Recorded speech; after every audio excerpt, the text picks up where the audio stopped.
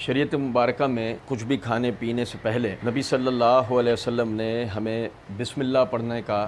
تعلیم دی ہے۔ یہ میرے ہاتھ میں سے بخاری ہے، اس کی جلد نمبر 7 کا صفحہ نمبر 111 ہے، کتاب الاطعمہ ہے، اس کے تحت حدیث نمبر 5376 ہے۔ عمر بن ابی سلمہ رضی اللہ تعالیٰ عنہ فرماتے ہیں کہ میں لڑکا تھا چھوٹا، اور رسول اللہ صلی اللہ علیہ وسلم کی پرورش میں تھا، اور میرا ہاتھ برتن میں چاروں طرف گھوما کرتا تھا، اس لیے رسول اللہ صلی اللہ علیہ وسلم نے مجھ سے فرمایا بیٹے بسم اللہ پڑھ لیا کرو، دائنے ہاتھ سے کھایا کرو اور برتن میں وہاں سے کھایا کرو جو تیرے نزدیک ہو۔ چنانچہ اس کے بعد سے ہمیشہ میں اسی ہدایت کے مطابق عمل کرتا رہا۔ اس حدیث سے پتہ لگتا ہے کہ افطار کی ابتدا کے اندر بھی ہم نے بسم اللہ ہی پڑھنی ہے۔ افطار میں چند دعائیں منقول ہیں کہ عام طور پہ ہم وہ دیکھتے ہیں افطار کارڈ وغیرہ جو ملتے ہیں اس پر وہ دعائیں لکھی ہوتی ہیں۔ یہ میرے ہاتھ میں سنن ابی داؤد ہے، اس کی جلد نمبر 2 کا صفحہ نمبر 274 ہے، کتاب الصیام ہے، اس کے تحت حدیث نمبر 558 ہے۔ مروان بن سالم المقفع وہ کہتے ہیں کہ میں نے حضرت عبداللہ بن عمر رضی اللہ تعالیٰ عنہ کو دیکھا کہ وہ اپنی داڑھی مٹھی میں پکڑ کر جو زیادہ ہوتی اس کو کاٹ دیتے، اور انہوں نے فرمایا کہ نبی اکرم صلی اللہ علیہ وسلم جب روزہ افطار فرماتے تو ذهب الظمأ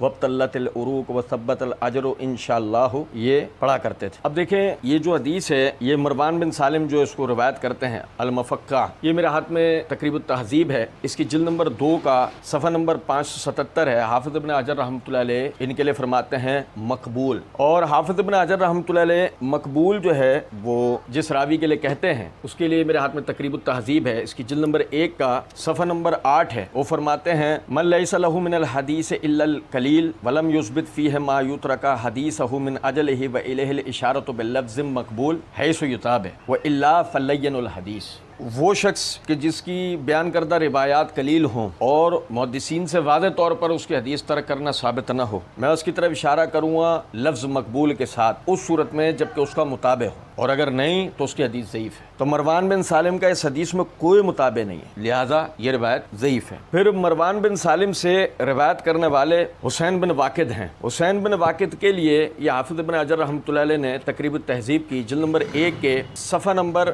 176 کے اوپر وہ کہتے ہیں سکا لہو اوہام، کہ سکا تو تھے مگر ان کے وہم بھی ہیں، روایت حدیث میں ان کا وہم کرنا بھی ثابت ہے۔ تو مروان بن سالم وہ مجہول ہیں اور حسین بن واقد ان سے روایت کرنے والے ہیں وہ وہم کرتے، لہٰذا یہ روایت سندن ثابت نہیں ہے۔ پھر اسی طریقے سے مشہور دوسری ایک روایت ہے، یہ میرے ہاتھ میں سنن ابن ماجہ ہے، اس کی جلد نمبر 1 کا صفحہ نمبر 705 ہے، 704 اور 705 ہے، کتاب الصیام ہے، اس کے تحت یہ حدیث نمبر 1737 ہے۔ عبداللہ بن ابی ملیکہ وہ فرماتے ہیں کہ میں نے سنا عبداللہ بن عمرو بن عاص سے، وہ جب افطار کرتے ہیں تو یہ دعا پڑھتے ہیں اللہم انی اسألک برحمتک التی وسعت کل شیء ان تغفر لی۔ لیکن اس روایت کو اسحاق بن عبید اللہ المدنی روایت کرتے ہیں، اور اسحاق بن عبید اللہ المدنی کے بارے میں یہ حافظ بن حجر نے تقریب التہذیب کی جلد نمبر 1 کے صفحہ نمبر 44 کے اوپر وہ فرماتے ہیں مجہول الحال، لہٰذا یہ بھی جو ہے وہ روایت سندن ثابت نہیں ہے۔ اچھا پھر ایک اور مشہور روایت ہے کہ معاذ بن زہرہ وہ کہتے ہیں کہ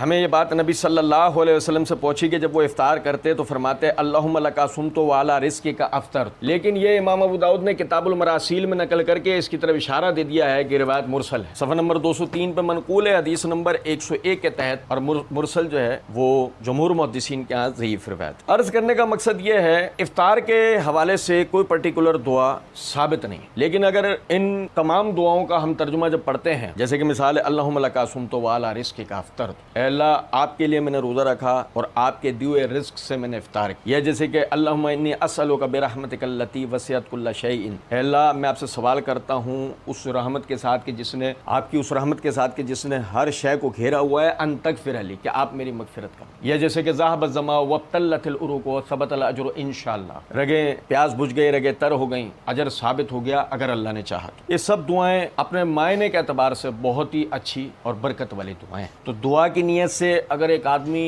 انہیں پڑھنا چاہے تو وہ پڑھ سکتا ہے، لیکن یہ بات یاد رکھیں افطار سے پہلے بسم اللہ پڑھنا ہے، افطار سے پہلے کوئی دعا نہیں پڑھنی ہے، یہ دعائیں پڑھنی ہیں افطار کے بعد، اور انہیں سنت سمجھ کے نہیں پڑھنا ہے، انہیں ویسے ہی آپ پڑھنا چاہیں تو ایک دعا کی نیت سے آپ پڑھ لیں، کیونکہ حدیث یعنی کہ اس حوالے سے کوئی بھی ثابت نہیں ہے۔